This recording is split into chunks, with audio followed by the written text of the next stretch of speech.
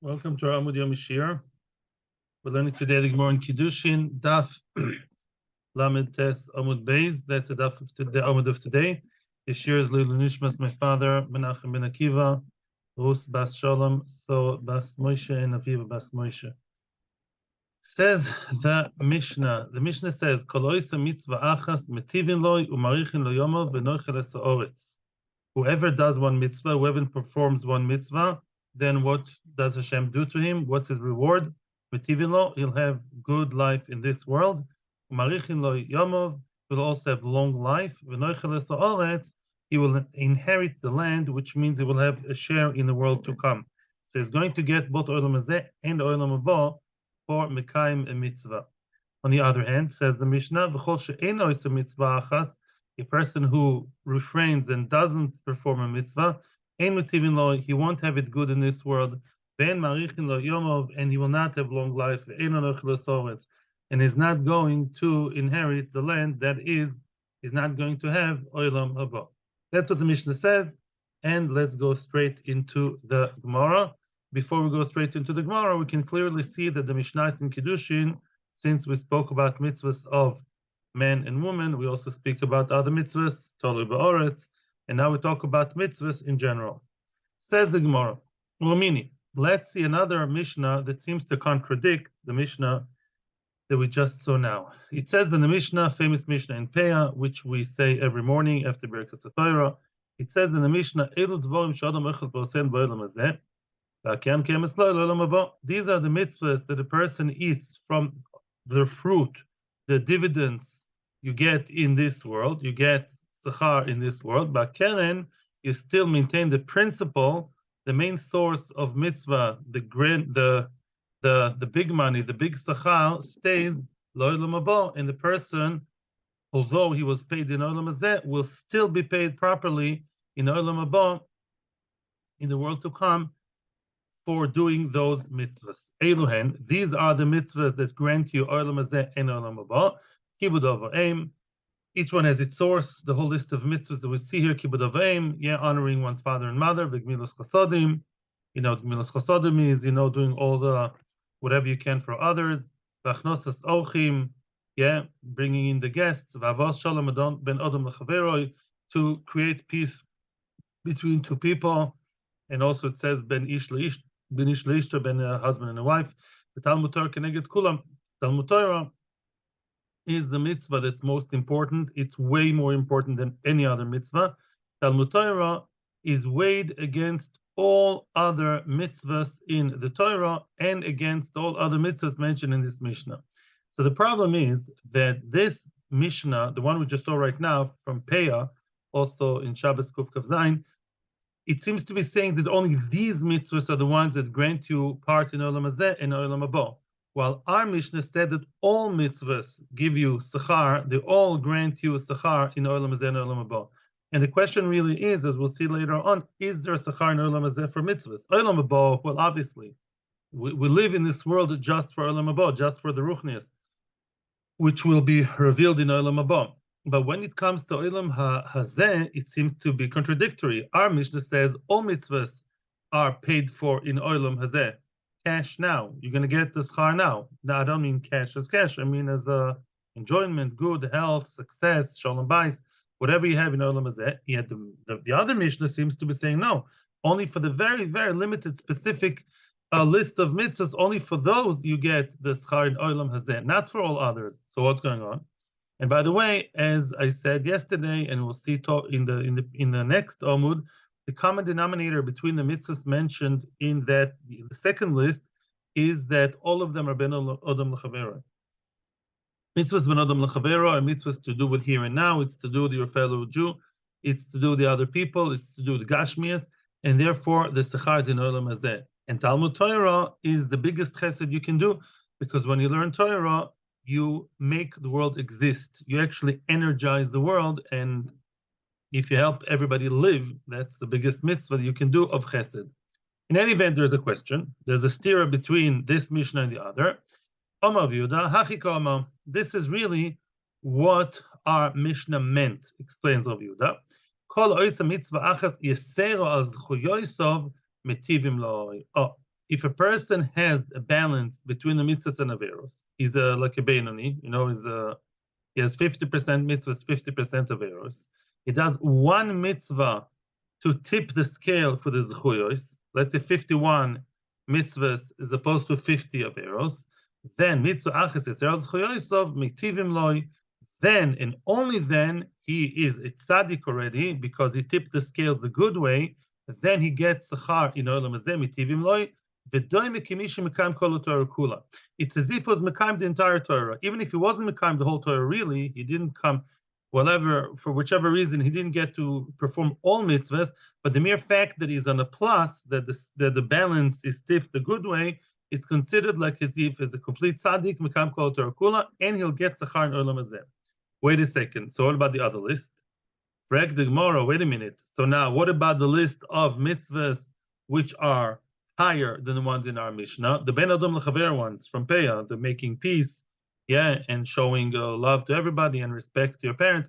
What about that other list? In what way is it bigger and better now? Michlal, that is to say, the Hanach, the super duper mitzvahs, the Ben Adam Lechaver ones in the other list, Mashma, Afilu Bechadanami.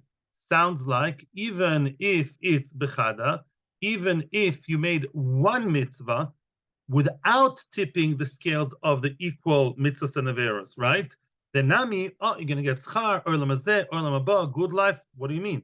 In other words, if you're telling me that our list of mitzvahs in our Mishnah, you have the balance this way together, mitzvahs and averos, and you have one mitzvah more, then, you tip the scales. That shows that after such a struggle, you have 51% mitzvahs, so many mitzvahs, you're going to get it good in olam hazeh, olam haba. Mashma, that the other mitzvahs which are more valuable, the ones mentioned in the other Mishnah in Peah, even one mitzvah grants you entirely good life and olam haba. What do you mean? It could be a rasha just because of one mitzvah. Maybe the guy made billions of averas. One time he hosted someone is going to get olam hazeh so great and olam haba. Doesn't make sense. So let's try and re-explain. Amar Rav Shmaya. Therefore, Rav Shmaya gives us, he tweaks what we said before. Loimar, that is to tell you, Shimhoiso shkula machra'as. That is to say, shkula machra'as means that if you have number-wise, if quantity-wise, you have 50 mitzvahs and 50 averos, let's say, but one of the mitzvahs is one of those super duper ben odom lechaver mitzvahs, respecting parents, learning Torah, hosting people.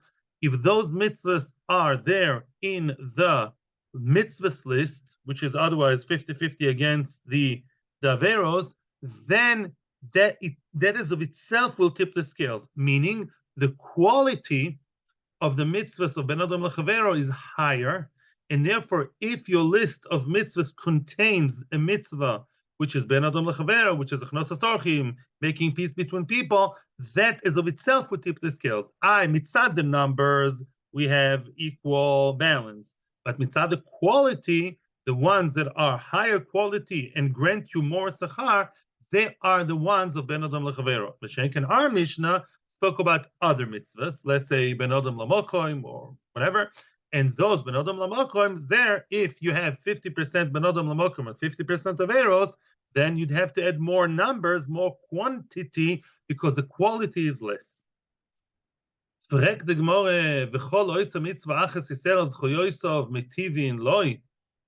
the question comes the question from left field, from a different direction. Are you telling me the one mitzvah more than the balance, one mitzvah that tips the scales, then not only in olam haba is it tzaddik, also in olam hazeh meitivin loy, he's going to get it good in this world? Is that so?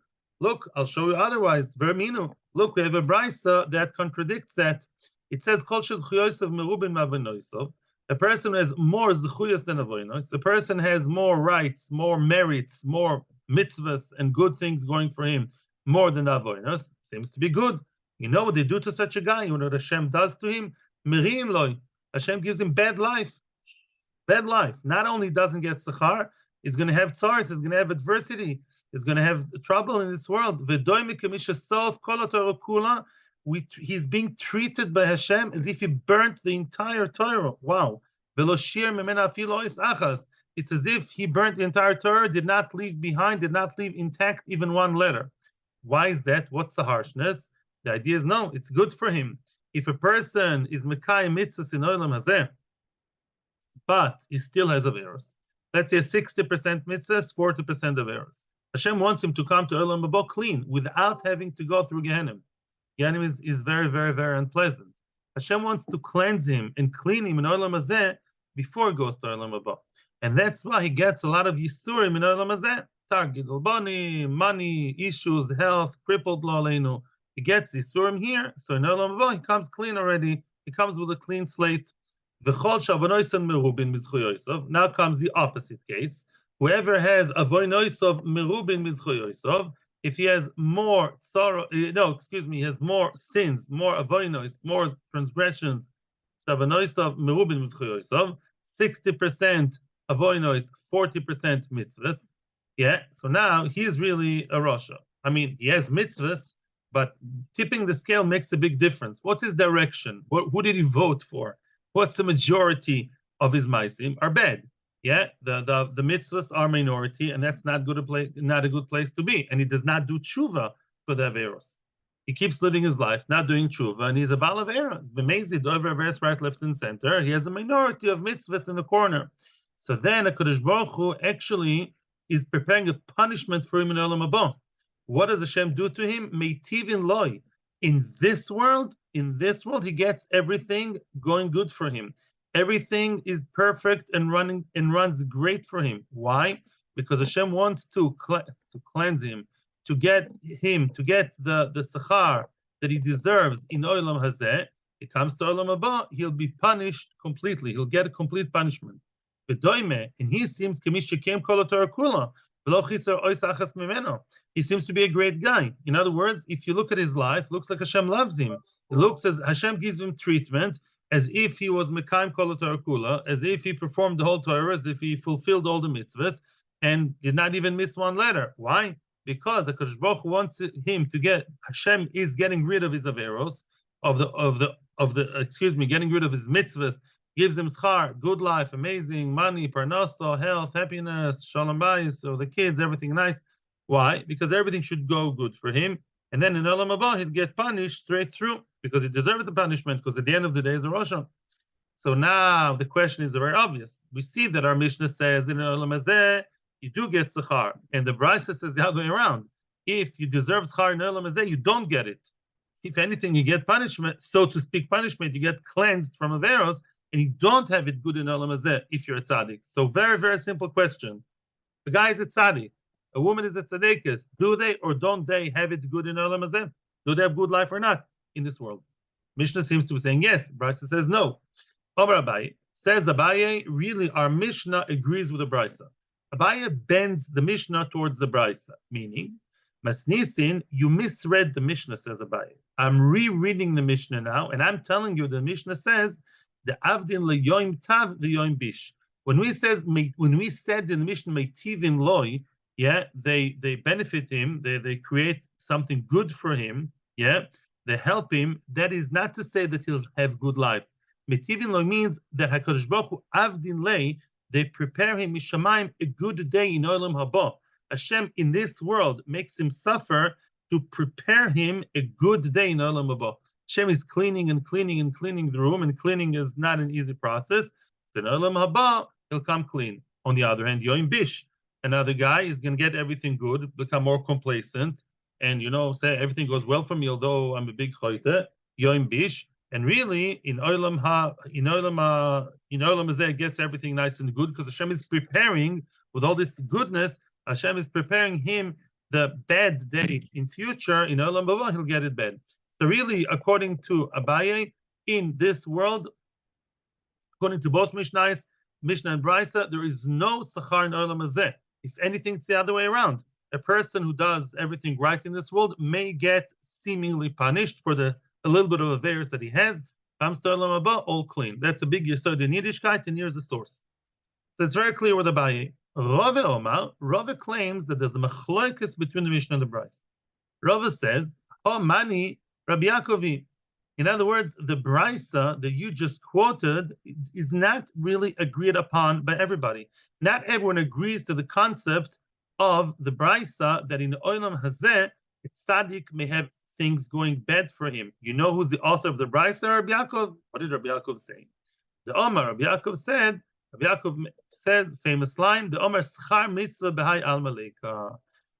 There's no schar mitzvah in this world. Yeah, explains the Toimer Devoira, this world, to give someone schar, somebody who really deserves schar, he's a tzaddik, he's not the Rasha that has minority of mitzvahs here and there.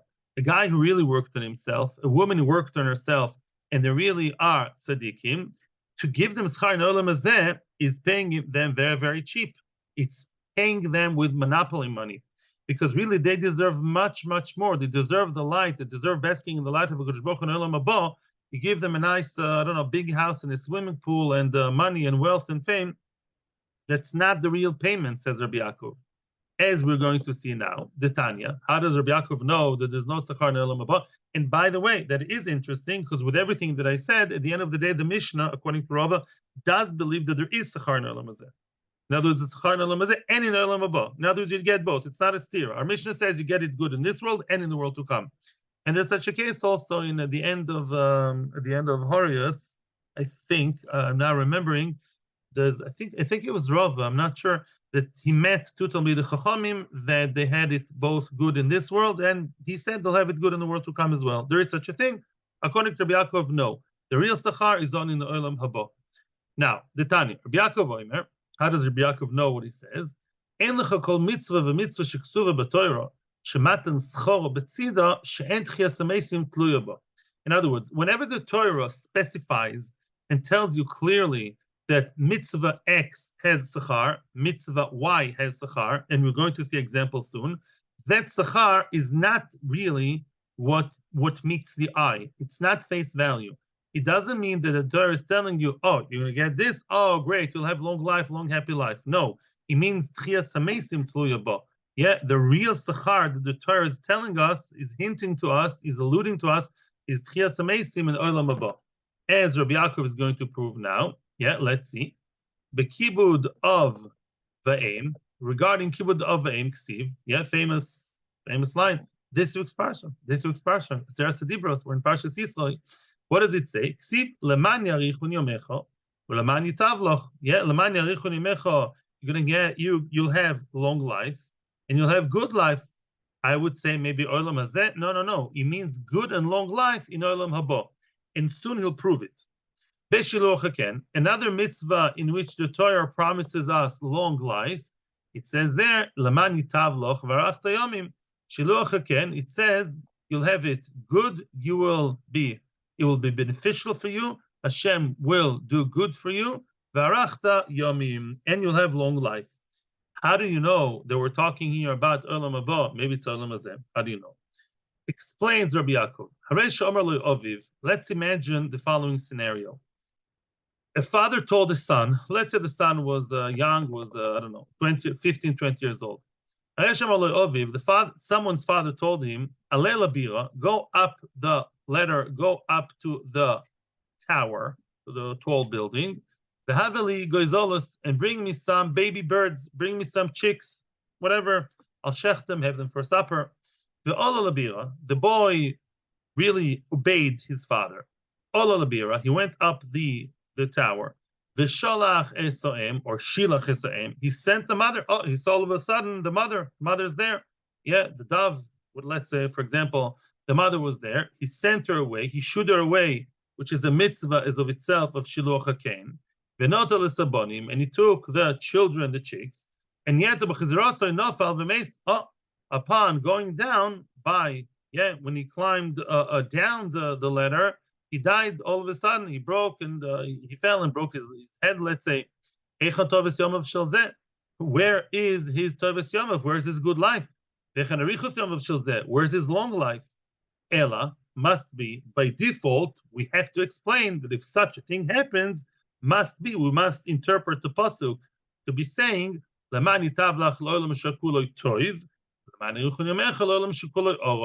really, when we said the olam lemani tavlach ve'arachta yomim, It means Olam shekuloi toiv, a world which is perfectly good, which is only Olam haba. Because the Olam hazeh is never perfectly good. You can never be in a completely good, wholesome, amazing, excellent situation. No such thing. Olam hazeh, by definition, is always missing something. Olam haba is the ultimate good. An eternal world, the world of eternity. That's not here. Here you live 60, 70, 120. It's not long. And therefore, you see that although both mitzvahs were actually taking place together, honoring the parents and taking the mother and chewing the mother bird, we see that still a person would die, and his arichus yamim and hatovas yamim must be expressed in olam haba. That's my proof, says Rabbi Yaakov. Back to the Gemara, how do you know? V'dil malav hachi, hava. How do you know? Maybe it wouldn't be like that. How do you know that people who would obey their parents and would shoo away the mother, shiluch haken, how do you know they would ever die early? Did you read the statistics? Maybe not. Maybe every person who's mechabed hoirim without shiluch haken, maybe live long. Go test it. How do you know? You're proving something based on what? Answers the Gemara, believe it or not, Rabbi Yaakov Maisa Chaza. Rabbi Yaakov himself saw such a thing happening. Rabbi Yaakov in front of his eyes saw a boy, I don't know what age exactly, well, too young to die, and that boy obeyed his father and was Mekayim, he fulfilled Shiluach HaKen, and he died straight away. So you see that the only way to explain this this occurrence is by what? Explaining that really the Arichus Yamim and the Tovas Yamim is Olam Haba, and that reconciles the question. Rek the Gemara, how do you know? Maybe there is a third option, not Olam Hazeh, not Olam Haba. V'dilma mehara ba'aveira hava. Maybe that boy, as he was going up the ladder, he was meharer, he was thinking really to be over another avera. As he was climbing up the ladder, he was thinking, I'm going to eat chazer tonight. He wasn't such a reshamayim, which means really maybe the person was mekam kibbud avayim and shiluch haken, as the Torah promises it. Really, the person would have long life in olam hazeh. This boy had other issues which you're not aware of. You're not a mind reader. Maybe in his mind, he was meharer ba'avera. Maybe he was thinking of, I'm going tonight to eat cheeseburger and chazir and go to the club. I don't know. Answers the Gemara, machshavara enakash baruch mitzafel l'maisa. As we're going to see in the next daf, machshavara, Hashem does not consider machshavara, bad thought. Hashem does not consider it as if it's a done deal. As long as the person did not actually act upon his plans, upon his thoughts, Hashem is not mitzaref. If a person really wants to sin, but at the end he didn't, even if it just happened by fluke, he really wanted to take the bus already to the Treifa restaurant and eat there with a goyim and everything, Treifas, Nevelas, but he didn't. At the end of the day, it didn't work out. Nothing happened. Nothing happened. I mean, it's not so good, but it's not a reason to kill someone. Therefore, by definition, must be that if he died, means he doesn't deserve schar in olam hazeh. The schar would come in olam haba. Frag the Gemara, v'dilma meharer b'avodas kechovim hava, dichtiv leman tfoises beis Yisrael belibam. Right? In other words, as we're going to see again, I'm telling you, we're going to see this in the next Amud, when a person is meharer and made up in his mind that he wants to serve avodah zarah, that is different to all other averas.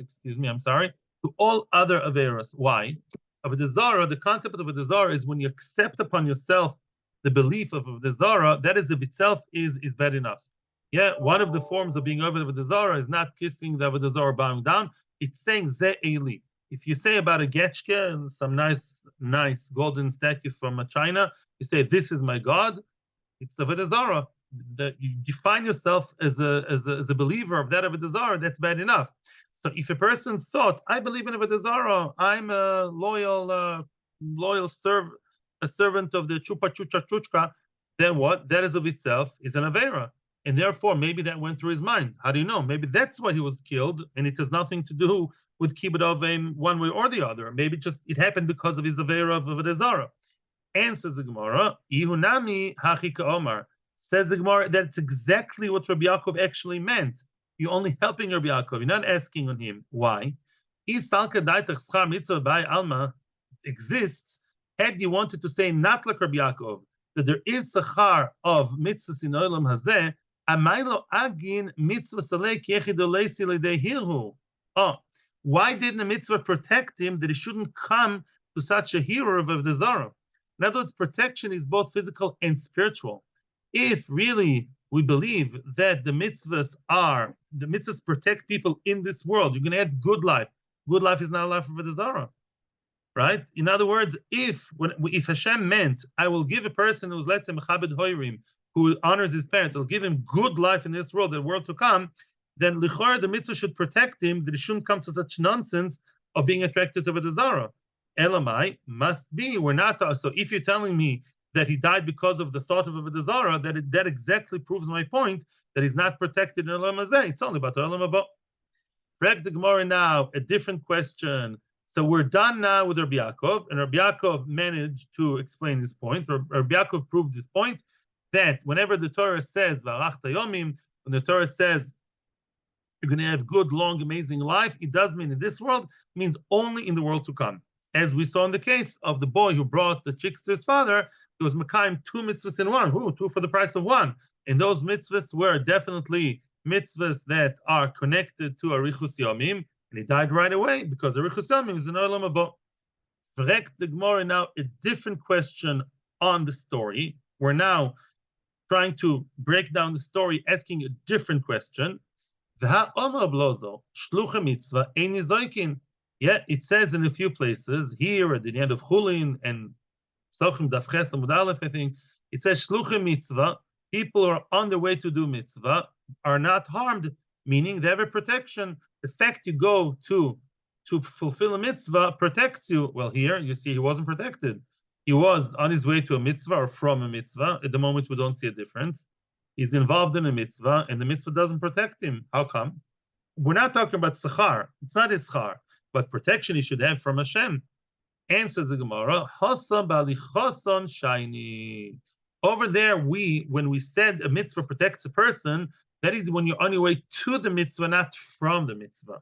Your way to the mitzvah, then you're protected because you work for Kadosh Baruch Hu, who gives you his protection. As we'll see later, yeah, he gives you malachim to help you and, be like your guards around you. Very nice. That's when you go towards the mitzvah. Here, the boy died when he finished with Shiluach HaKen. Therefore, when he was done with the mitzvah, that's why it didn't protect him anymore. Efrek the Gemara asks the Gemara, V'omar Abelazar, Shluche mitzvah einan nizoikin, lo balichoson v'loi bechaziroson. Another statement, more specific, tells you that Shluche mitzvah would not be harmed neither on their way in nor on their way out, meaning on their way back from the mitzvah, they are still under Hashem's protection. You go to Levaya, on the way back, you wouldn't die. You go to Gmilas Chasodim to help the old lady, you go to learn Torah, you go to a Shiur, on your way back, you're still protected. And here we see that he was harmed and he died actually, and he fell on his way back. And says the Gemara, Sulam Ra'ua Have. Over there, the Sulam, the ladder that he was using to climb down, was shaky, was unstable. The Kavia Hezeka, it was a fixed nezek. It was a for sure dangerous place to muchzak besakona, in danger and damage. Whenever there is a nezek that's kavua, that's set, that's fixed in a certain place, you go back from the mitzvah through a very bad neighborhood. You go back from the mitzvah through back or forth. Yeah, you go back from the mitzvah, and what happens then? And you go through an Arab village, a hostile village. No, don't. Because now it's not about regular protection. You are basically relying on a nace from Hashem. That's a whole different story. Hashem says, if you're in a regular, run-of-the-mill kind of situation, and sakana may happen, car accident in a regular car, somebody coming to mug you in a regular neighborhood, that may or may not happen. The mitzvah is there to protect you. But to create a situation in which you rely on a nace, on a miracle, because you're going against nature, that much a mitzvah does not protect you from. And that is what happened there. He was going up and down a shaky ladder. The shaky ladder is not something you're supposed to use. Yeah, you're relying on a nace. Don't rely on a nace. Dichtiv. What's the source for that statement we just made now about a cheskes sakana? It says the following pasuk is a pasuk from the Navi. sorry, is a pasuk from the Novi that describes the scenario in which Shmuel was supposed to go and coronate and anoint David HaMelech. Was supposed to go and be Mamlich David HaMelech, and Shaul did not like the idea at all of David becoming Melech. Yeah, there was a whole story there. Shaul really disliked David, and now Kadosh Baruch Hu told Shmuel, you go and anoint David HaMelech. What was Shmuel's reaction? Yomi Shmuel, Eich Elech, how would I go? How can I go to be Mamlich Mosheach David? B'Shama Shaul V'Alagani. Shmuel will hear about that. He didn't kill me. And Hashem really told Shmuel, yeah, you have to make it as if you're going to bring a korban. Shmuel had to be very diplomatic about it.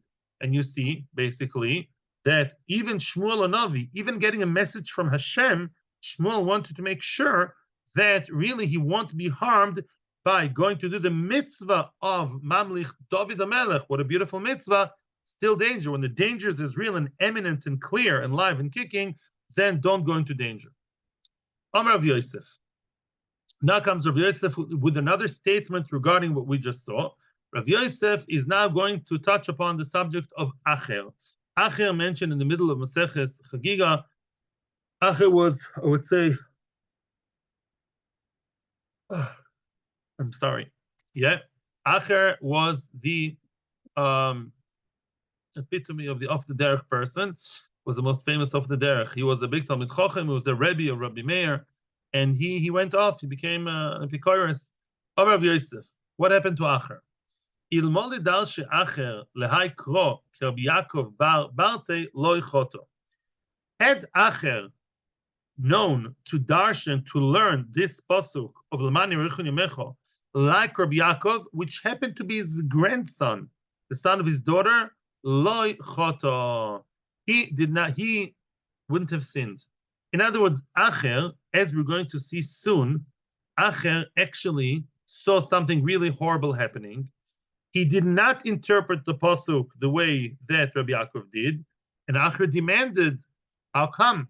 How can such a terrible thing happen to somebody who's Makam Mitzvah? Let's see what was the story. The Acher Maihu, what exactly was it that Acher saw?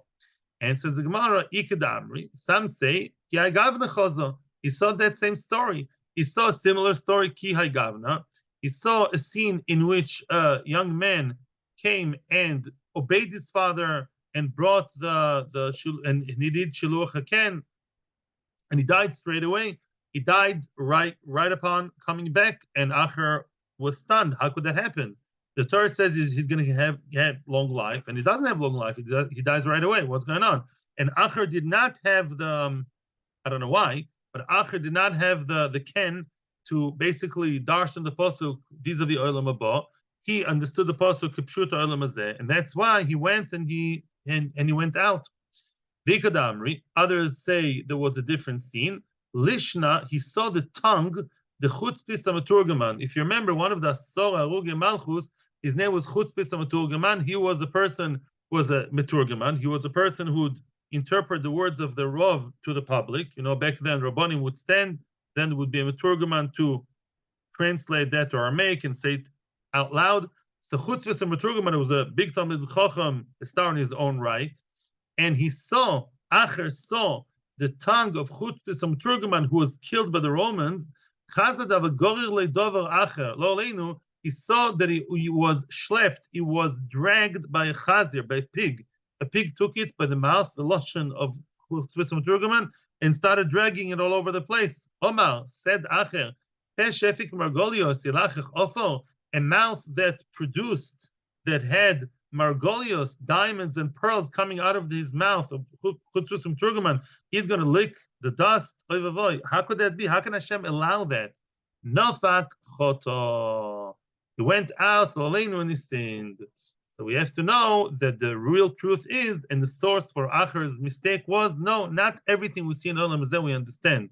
Olam Haba is the prominent world, is the real world, and a lot of things happen here which we don't understand. We will only understand the Bezos Shem and Olam Haba. And this is the reason for Rabbi Yaakov's explanation to all these terrible stories. In Olam Hazeh, there's one way, one anhaga. Olam Haba, much, much better things are waiting for the people in Olam Haba. May we be zoiche to see Yimoisa Mashiach very, very soon. This year is for the Hatzlacha and Hatzalah for all the captive people should come back home very, very soon. The soldiers, everybody else, Mashiach should come soon. And Bezos Hashem, I'd like to thank everybody in Torah Anytime and in YouTube. Thank you for being with us. We will be here again on Sunday. Hatzlacha uvracha and a good Shabbos.